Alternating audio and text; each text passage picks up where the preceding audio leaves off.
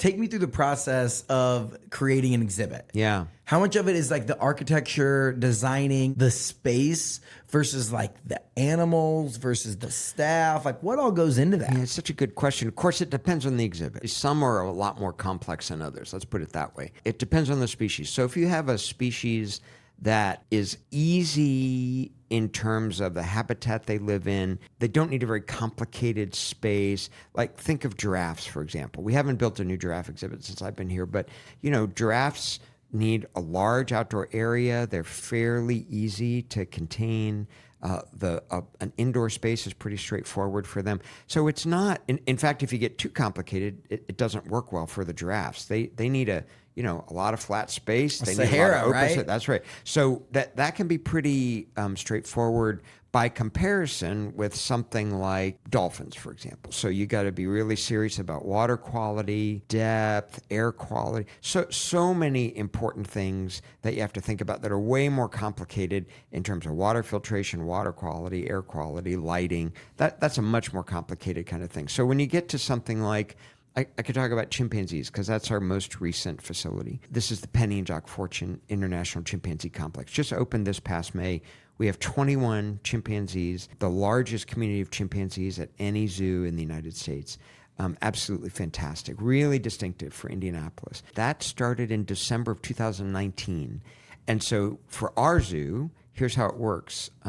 We had to get the permission of our board, permission and approval of our board to launch a capital campaign to fund that project. And at the same time, begin design of that project. Knowing the money's just going to be that we're going to find the money. Well, right. The largest capital campaign in our history, which is $53 million.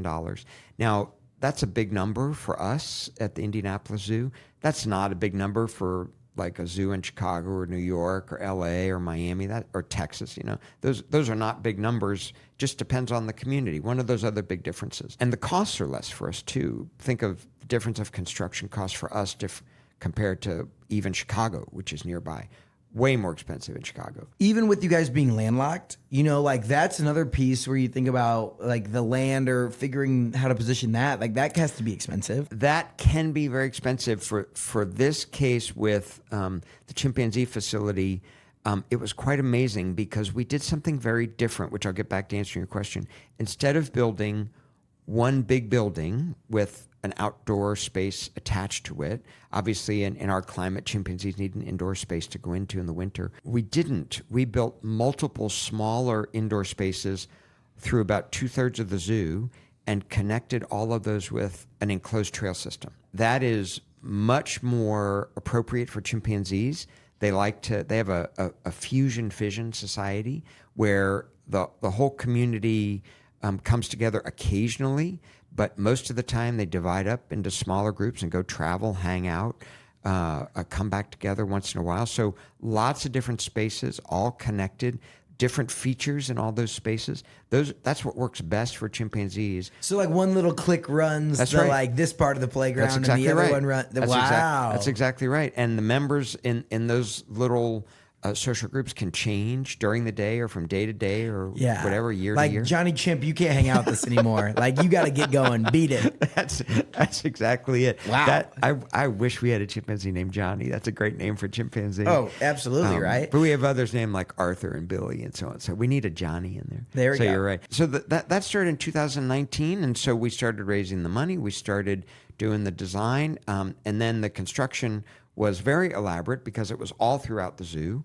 Our visitors were very patient with us while we disrupted some of the normal pathways and so on. So over the course of that 5-year campaign, sure, how much of your time is focused on the product, like, getting it all set up and design, the capital campaign, right? Going out, sitting in there, raising the money, talking to the donors, or visualizing the experience for guests? How do you divide time between those two? Yeah, such a good question. This was an enormous effort on the part of all the departments in the zoo and a number of the members of our board. So lots of different departments are working on this. So if you looked at our fundraising department, that was almost full time for some of the people in the fundraising department. For the people in the animal department, there were people who are spending full time working on acquiring the chimpanzees, transporting the chimpanzees, taking care of the chimpanzees.